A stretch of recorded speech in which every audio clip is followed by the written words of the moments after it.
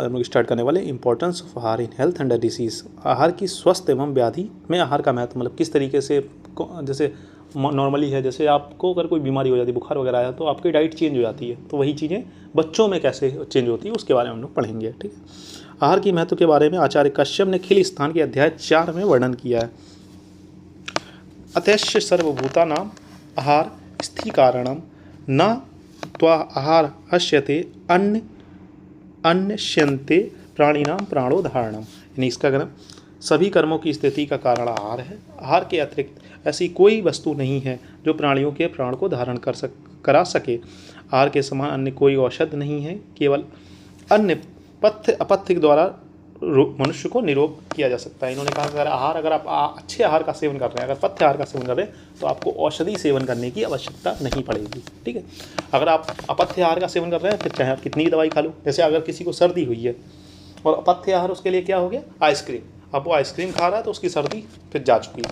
यही यहाँ पर कहने का मतलब मैं आपको समझा रहा हूँ उस तरीके से, यही कहने का मतलब है यहाँ पर। मतलब और आहार के मतलब आप कोई भी चीज़ खा लो आहार के अतिरिक्त, कितनी दवाइयाँ खा लो ताकत की, अगर आप आहार नहीं सेवन करोगे तो ताकत नहीं आएगी। मतलब प्राणी के जो प्राण हैं वो आहार पर ही निहित है, मतलब आहार पर ही डिपेंड करते हैं बेसिकली। औषध का सेवन करने पर भी आहार के बिना व्यक्ति की स्थिति नहीं रहती, इसलिए वैद्य ने इसे महाभैषज कहा है। मतलब अगर खाली दवाइयों के बलबूते पर कोई जिंदा नहीं रह सकता, अगर वो आहार नहीं खा रहा है तो बहुत लंबे समय तक आप उसे जीवित नहीं रख सकते हैं। ठीक है, कहने का तात्पर्य ये है। काल आदि के भेद के अनुसार आहार 24 प्रकार के बताए गए हैं। उसी आहार पर ही धर्म, अर्थ, काम, मोक्ष आदि आश्रित होते हैं। मनुष्य का स्वास्थ्य तथा चिकित्सा भी आहार पर ही आश्रित होते हैं।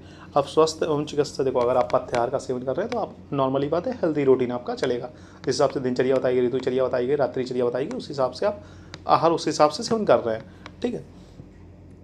और तथा चिकित्सा में भी बहुत ज़्यादा इंपॉर्टेंस हो जाता है। अब देखो, डॉक्टर जब आपको बताता है कि आप भैया आपको ये दवाई खाने के बाद, जैसे कोई डायबिटीज़ का पेशेंट आया, तो डायबिटीज़ के पेशेंट को शुगर कॉन्ट्राइंडिकेटेड है, और जितने भी मतलब ज़मीन में उगने वाले से आलू हो गया, शकरकंदी हो गया, बाकी नॉर्मली जो फूड आइटम्स हैं, मतलब शुगर आइटम्स हैं, सारे कॉन्ट्राइंडिकेटेड कर दिए जाते हैं।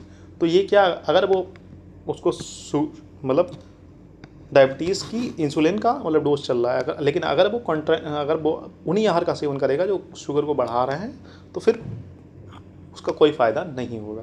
ठीक है